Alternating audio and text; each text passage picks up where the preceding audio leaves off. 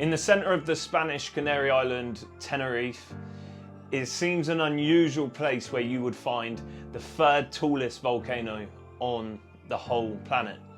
But Mount TEIDE is over 3,700 meters tall, and where the cable car is, which you drive up to, and it's the highest point you can drive up to on the mountain, is over 2,300 meters.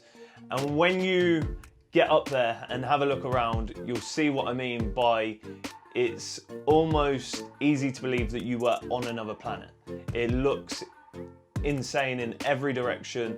The mountain is so high, the air is so thin, and it's incredible. But anyway, I'm going to show you here how to get the most out of your trip up to TEIDE and tell you a few things I wish I knew before and that I think you might find helpful. There's several ways you can get up to Mount TEIDE. You can rent a hire car, you can catch a coach or do a tour. We actually hired a car for the whole week. We were in Tenerife, so it was a no-brainer for us. What I would suggest is if you are driving up, there's two main routes coming from Playa de las Americas and Los Cristianos and that kind of region. Both routes take around about an hour, but the one that I'm going to suggest is the one that kind of curves around to the west of the island before coming up to the mountain. And the reason that is because it's a lot more straights, it's less cliff faces, and to be honest, if you're not used to driving on the right hand side of the road in a left hand drive car, then it's probably going to be more comfortable for you and you're going to be a little bit more confident and enjoy your day a bit more going on this route. And the only reason I say that is because coming down the other route is very windy, you're next to a lot of cliffs, and even when you come off of the high parts of the mountain, the roads are very thin and you come through some small villages, and we passed very few bits of traffic that look like locals or tourists. So if you want a comfortable drive, go the other route. If you're feeling pretty confident, come up the route that goes west initially and comes down to the east of the island, because then at least you're not coming back on yourself and you can experience a bit of both.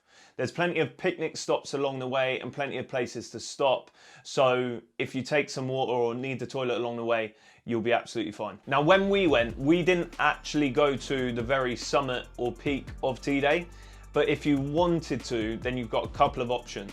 Number one is catching the cable car up, which I'll get onto a little bit more information about in a minute.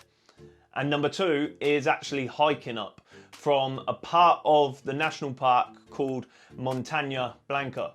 That is about it's a really short drive away from where the cable car is, and it's about a 5 to 6 hour hike up from there to get to the peak and the summit. But if you wanted to do that, you are going to need to get a permit first, which can take around about 2 to 3 months to apply for. It is free, but they only allow a few hundred people to go up the mountain every day just to limit damage and crowd control and stuff like that. So if you did want to do that, make sure you book well in advance. And also another thing to note with that is that because you are so high, the air is a lot thinner, and chances are you will get out of breath much quicker than what you usually would. It's nothing to worry about, but if you are hiking and planning to do that route, I would recommend some level of fitness. I consider myself a fairly fit guy, but when you are up that high, you can feel the difference even just from walking a little bit quicker than what you usually would do. You can be a little bit out of breath. And if you wanted any more info on hiking up TEIDE, there's a really good website called volcanoteide.com.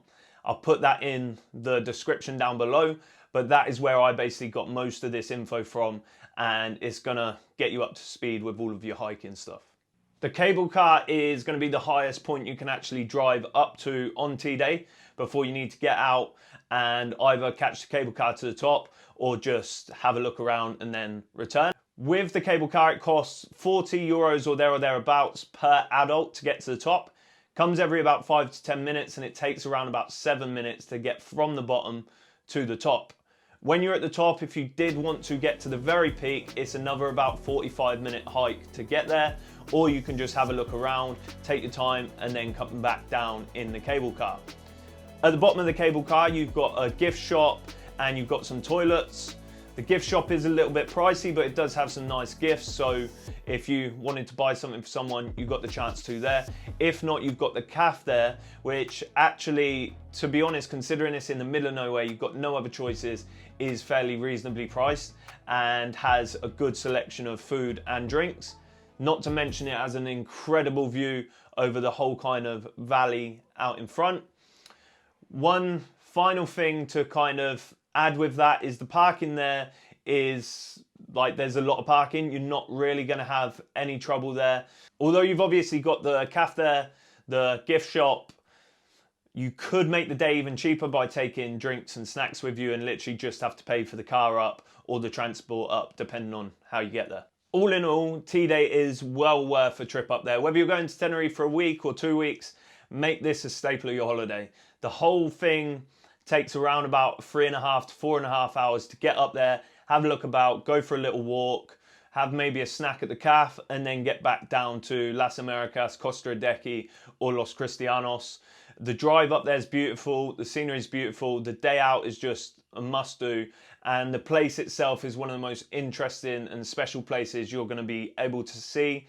And I've been to many interesting countries and places, and this ranks right up there with one of the most interesting and beautiful places I've ever seen and been.